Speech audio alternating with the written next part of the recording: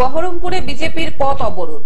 মূলত RG Kar medical college ও হাসপাতালে পাঠরত এক জুনিয়র ডাক্তারকে ধর্ষণ করে খুন করার ঘটনার প্রতিবাদের আগুন জ্বলছে গোটা রাজ্য জুড়ে।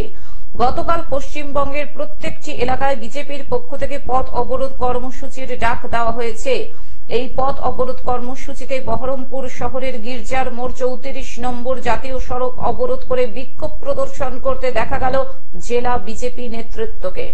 উপস্থিত ছিলেন জেলা বিজেপির সভাপতি সাখারাফ সরকার, বহরমপুরের বিজেপি বিধায়ক কাঞ্চন মৈত্র সহ একাধিক বিজেপি নেতৃত্ব এবং কর্মীবৃন্দ। এদিনের এই পথ অবরোধ কর্মসূচি চলাকালীন একটি পুলিশের গাড়ির বনেটের ওপর বিজেপি মহিলা কর্মীদের চেপে বিক্ষোভ প্রদর্শন করতে দেখা যায়। কলকাতা মতো জায়গায় সেখানে যেভাবে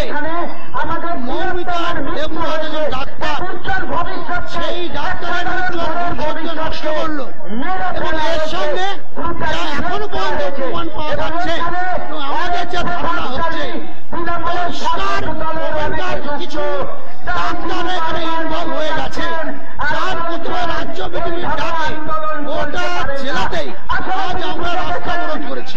পাশাপাশি মুর্শিদাবাদ লোকসভা কেন্দ্রের তৃণমূল সাংসদ আবু তাহের খানের গাড়ি অবরুদ্ধ রাস্তায় পৌঁছতেই তার গাড়িকে ঘিরেও বিক্ষোভ প্রদর্শন করতে দেখা যায় বিজেপি নেতৃত্বকে। যদিও পরবর্তীকালে বহরমপুর থানার পুলিশের হস্তক্ষেপে বিক্ষোভকারীরা তাদের বিক্ষোভ এবং পথ অবরোধ তুলে নেন। এই মুখ্যমন্ত্রীকে উৎখাত করতে পারে একমাত্র এই পশ্চিমবঙ্গের মানুষ। এই পশ্চিমবঙ্গের মানুষ ভারতীয় জনতা পার্টির নেতৃত্বে কালীঘাট ভেঙে দেওয়ার ডাক দিক। একমাত্র কালীঘাট ভেঙে দিতে যদি পারে তবে এই মুখ্যমন্ত্রীর পতন হবে, নচেত এই পশ্চিমবঙ্গের দিনের পর দিন এরকম ধরনের অশান্তি চলতে থাকবে, বিশৃঙ্খলা চলতে থাকবে। সুতরাং শান্তি প্রতিষ্ঠার জন্য এবং আসল দোষীদের ধরার জন্য ভারতীয় জনতা পার্টির ডাকে সারা পশ্চিমবঙ্গ সমেত এবং বহরমপুরে আজ আমাদের পথ অবরোধ। মুর্শিদাবাদ থেকে রক্তিম সিদ্ধান্তের রিপোর্ট, গ্লোব নিউজ। এখন থেকে গ্লোব টিভি দেখুন আপনার স্মার্টফোনেও।